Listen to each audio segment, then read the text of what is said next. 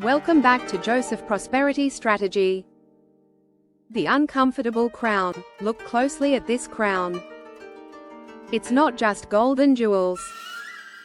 It represents power, access. The ultimate VIP pass. Many people spend their whole lives chasing a platform, a promotion, a position of influence, believing that is the final destination, the great reward. But what if that promotion, that corner office, that social media platform, your unique talent, isn't actually about you at all? What if God placed you exactly where you are, not for comfort, not for luxury, but for a cause? A divine assignment that only your unique position can fulfill? Today, we open the book of Esther and look at a woman who discovered that her crown came with a cross, the cross of responsibility. Her story is a timeless echo. God places people in positions of influence for a divine reason. And the question for you and me is, are we ready to risk our comfort for our calling? The palace thriller. Imagine the opulent world of ancient Persia. Our story opens not with a queen, but with an orphan named Hadassah, a Jewish girl living in exile. She's beautiful, yes, but she is utterly ordinary in the eyes of the world. By a twist of fate, or rather, a master stroke of providence, King Xerxes, the ruler of an empire stretching from India to Ethiopia, chooses her, names her Esther, meaning star, and places the royal crown on her head. Esther now has everything: the palace, the wealth, the ear of the king.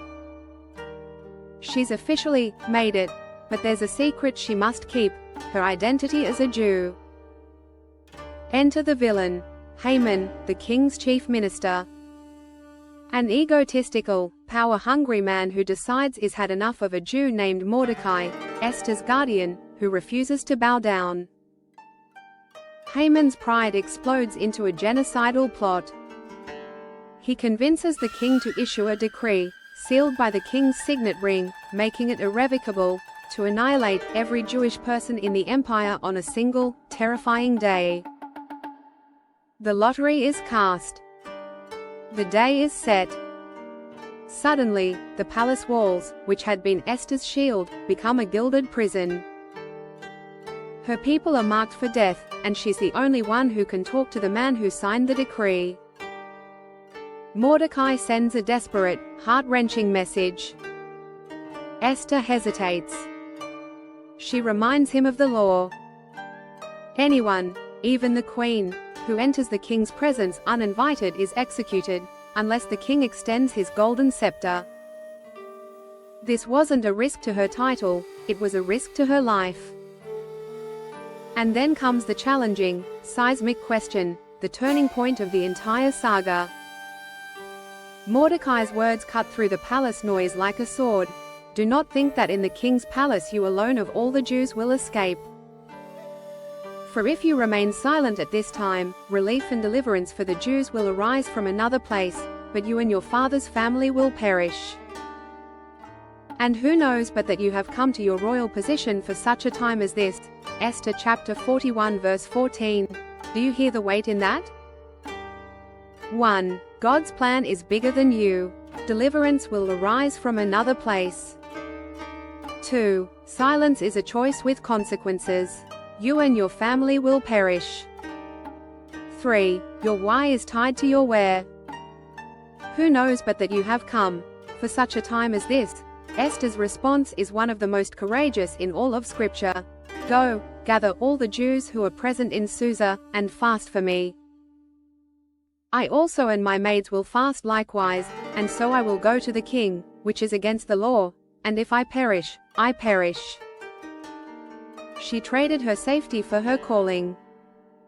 She stepped out of her comfort zone and into her destiny, initiating a plan that ultimately saves her entire nation and secures her legacy forever. The modern Esther. Esther's story isn't just ancient history, it's a blueprint for modern influence. The principle holds true: every platform is a pedestal, and every position is an assignment. Look around the world today, and you see people who have been placed in powerful positions, some intentionally Christian, some not, yet God uses their platform for a profound purpose. Consider Pastor Benny Hinn. He rose from relative obscurity to a platform of global evangelism. Now, his ministry is known worldwide for its healing crusades and broadcasts, reaching millions. Was his platform about his personal fame? No, the cause was the gospel, healing, and global missions. His influence became a mechanism to reach people in nations closed to traditional missionaries. God gave him a unique voice, a unique ministry, and a global stage, and he stepped into that, sometimes under great scrutiny, for a divine cause. His position served a purpose far bigger than his own life. Or consider a secular example, Oprah Winfrey. A woman who built a colossal media empire on the back of a simple idea, the power of conversation. Her platform became a bridge for deep, often healing conversations about trauma, resilience, and personal development. She has used her show, her magazine, and her books, like her co-authored work What Happened to You?, to fundamentally shift cultural conversation from, "What's wrong with you?" to the more empathetic, healing question, "What happened to you?" Her influence, built on media and celebrity, has served a divine purpose of promoting empathy and healing on a massive, societal scale. It proves that influence doesn't always look religious, but it can always serve a divine agenda. The takeaway is this: your sphere of influence, whatever it may be, is your palace. If you're a teacher, your classroom is your kingdom. What cause are you advocating for? For the unseen student, the one struggling in silence? If you're in business, your boardroom is your throne. Are you speaking up for ethical practices, fair wages, or giving back to the community? If you're a parent, your home is your nation. The cause is the shaping of the next generation. The eternal challenge echoes in our hearts. What if God is calling you to be an Esther in your field? In business, in media, in education, in the arts, or even in the quiet sphere of your home? Your influence is a divine trust fund, and you will be asked how you spent it. The kingdom cause. Now, let's bring this home and make it personal. The most dangerous thing we can do is hear a story like Esther's and think, "That's for them." Esther was not seeking her platform, she was placed in it. We are all placed somewhere. The core of this teaching isn't about getting influence, it's about using the influence you already have. I want to invite you to pause and reflect right now. Ask yourself 2 questions. First, who can I speak up for? Esther spoke up for the condemned. Who is the condemned in your world?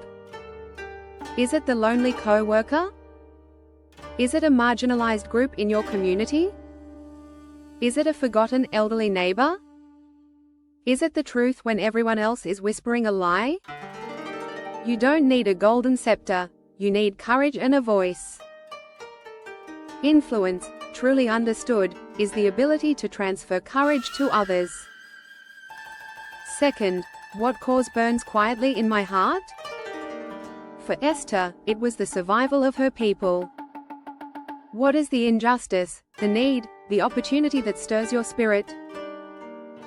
It could be the cause of reconciliation, the cause of mental health awareness, the cause of protecting the vulnerable, or the cause of simply leading people to the hope you've found. Your challenge for the week: I challenge you to write down your kingdom cause. Don't just think it. Write it down. Make it concrete. Then, identify one small, specific step you can take this week to use your current platform, your influence, your position, to serve that cause. Influence without purpose is noise. With purpose, it becomes a movement. When you align your position with a divine purpose, you move from being a passenger in your life to an agent of God's history. You move from saying, "If I perish, to declaring, "I will not be silent, for I was made for such a time as this." The tentmaker who built the church, Esther, was an accidental queen. Tomorrow, we'll meet a man who was an intentional world changer, whose influence came not from a royal palace, but from a common, professional skill. He wasn't a king, a priest, or a celebrated scholar by birthright. He was a tentmaker. A humble craftsman who used his trade as a passport, a resource, and a bridge. This man's professional skill, not his pulpit, not his social status, opened nations and allowed him to travel the world, ultimately building the global Christian church. We're talking about the Apostle Paul, the tentmaker who transformed the world. Get ready to discover how God uses your ordinary, professional skills for extraordinary kingdom expansion.